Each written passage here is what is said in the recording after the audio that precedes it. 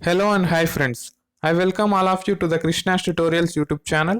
If you are new to this channel, please do subscribe and click the bell icon so that you will get a notification whenever I upload a new video. So friends, and I also request you to like the video after watching the whole video. Don't skip the video friends, and share this video to your friends so that they may also learn this new information. So friends, please do that. And here in this video we will discuss about legal aptitude bits part 9. So friends, late చేయకుండా వీడియోని అయితే start చేద్దాం. Question number 1, the burden of proof in all cases lies upon. So friends, burden of proof ఎవరు నిరూపించాల్సి ఉంటుంది, దానికి సాక్ష్యాలు తెచ్చి and ఎవరి మీద బాధ్యత ఉంటుంది అంటే a person who makes an assertion to be true. So friends, ఎవరైతే అసర్షన్ చేస్తాడో,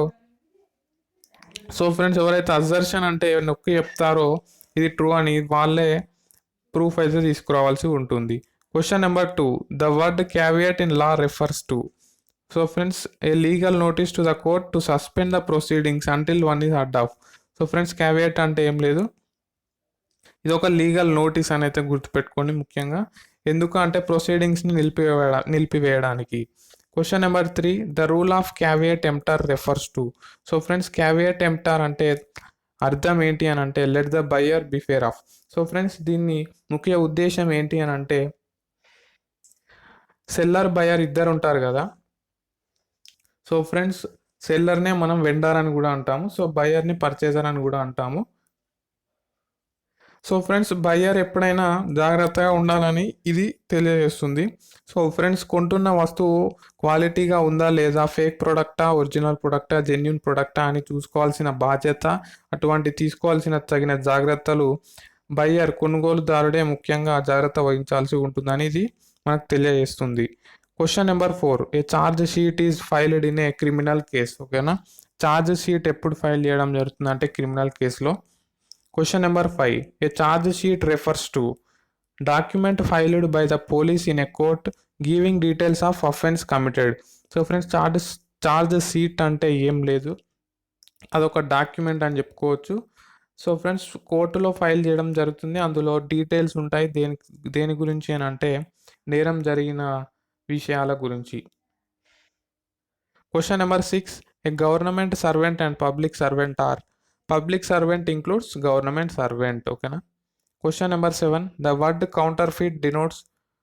సో ఫ్రెండ్స్, కౌంటర్ఫీట్ అంటే ఏంటి, making a thing to resemble to another with a view to deceive. So friends, ఒకదాన్ని కాపీ చేయడం అని చెప్పుకోవచ్చు, నకిలీ తయారు చేయడం అని మనం కౌంటర్ఫీట్ అంటాము. ఎందుకు నకిలీ తయారు చేస్తున్నాం అంటే డిసీవ్ చేయడానికి, అంటే మోసగించడానికి. సో ఫ్రెండ్స్, డిసీవ్ అనేది ఇంపార్టెంట్ ఇక్కడ. Question number 8, the will come in to effect after the death of the will maker. So friends, వీలునామా ఎప్పుడు అమల్లోకి వస్తుంది అంటే వీలునామా రాసిన వ్యక్తి చనిపోయిన తర్వాతనే కదా, ఇది అందరికీ తెలిసిన విషయమే. Question number 9, death penalty can be awarded if A person wages war against state. So friends, ఇక్కడ వేజెస్ అంటే క్యారీ ఆన్ అని అర్థం వస్తుంది. డెత్ పెనాల్టీ అవార్డ్ చేయవచ్చు అంటే విధించవచ్చు ఎప్పుడు అతడు స్టేట్కి అగైనెస్ట్గా ఒక వార్ని ప్రకటించినట్లయితే, అంటే ఉద్యమాన్ని తీసుకొని నడిపించినట్లయితే. Question number 10, solitary confinement is a punishment where isolating the prisoner from the world. So friends, solitary confinement అంటే ఏంటి అంటే ఐసోలేటింగ్ అంటే ఏకాంతంలో ఉంచడం, నేరస్తుని ప్రపంచానికి దూరంగా ఉంచడాన్ని సాలిటరీ కన్ఫైన్మెంట్ అంటాము, అంటే నిర్బంధించడం లాగా like. Question number 11, accident is not an offence if it is not done wilfully or negligently. So friends, accident అనేది నేరమే, కాకపోతే అది నేరం కాదు ఎప్పుడైతే మనం దాన్ని కావాలని చేయమో లేదంటే అనుకోకుండా జరుగుతుందో.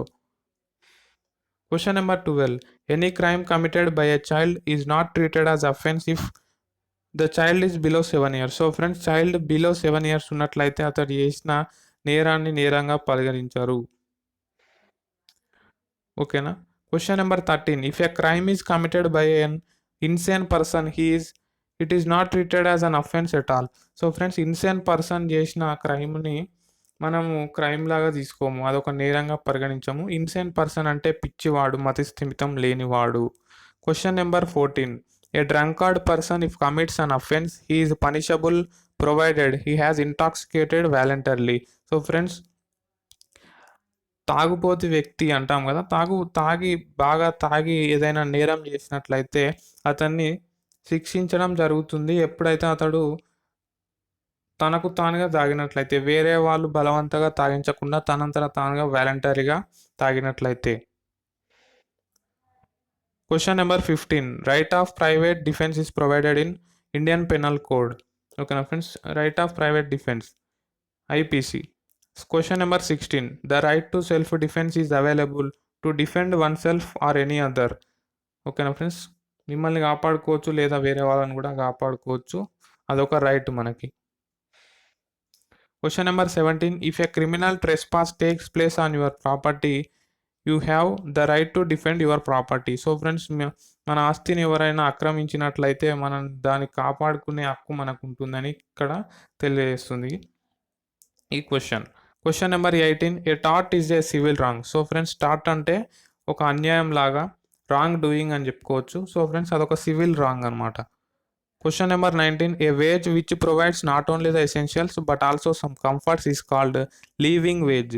సో ఫ్రెండ్స్, మామూలుగా మనకు రావాల్సిన దానికంటే కొంచెం పిల్లల్ని చదివించుకోవడానికి, ఇన్సూరెన్స్ పే చేసుకోవడానికి, బట్టలకి, తిండికి ఇచ్చినట్లయితే, కొన్ని కంఫర్ట్స్ ప్రొవైడ్ చేసినట్లయితే దాన్ని లీవింగ్ వేజ్ అంటాము. Question number 20. The wages which are paid irrespective of loss suffered by an employer is called minimum wage. So friends, employer అంటే జీతం ఇచ్చేవాడు, ఎంప్లాయీ అంటే పని చేసేవాడు. సో ఫ్రెండ్స్, ఎంప్లాయర్కి ఆయన దగ్గర డబ్బులు లేకున్నా సరే, ఆయన నష్టపోతున్నా సరే పే చేయాల్సిన వేజ్ని మినిమం వేజ్ అంటాము. సో ఫ్రెండ్స్, పనిచేసే వ్యక్తికి మినిమం వేజ్ అయితే కంపల్సరీగా ఉండాలి. మినిమం వేజ్ ఉంటుంది, తర్వాత లీవింగ్ వేజ్ ఉంటుంది, అండ్ ఇంకా చెప్పాలంటే ఫేర్ వేజ్ అని కూడా ఉంటుంది. సో ఫ్రెండ్స్, ఫేర్ వేజ్ అంటే మినిమం వేజ్కి కొంచెం ఎక్కువ ఉంటుంది,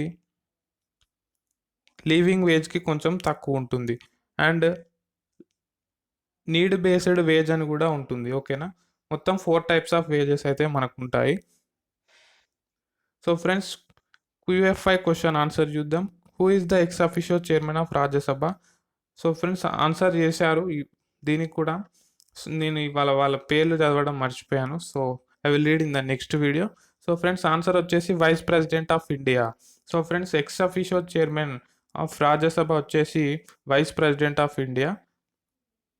ఆయన వైస్ ప్రెసిడెంట్ ఆఫ్ ఇండియా కాబట్టి ఆయనకు ఎక్స్-అఫిషియో చైర్మన్ ఇవ్వడం జరిగింది. ఎక్స్-అఫిషియో అంటే ఒక పదవిని పొందినందుకు ఈ పదవి రావడం అన్నమాట. ఓకేనా. So friends, today QFI question వచ్చేసి the temporary release of a convicted prisoner from jail for a fixed period is called. So friends, convicted అంటే దోషి.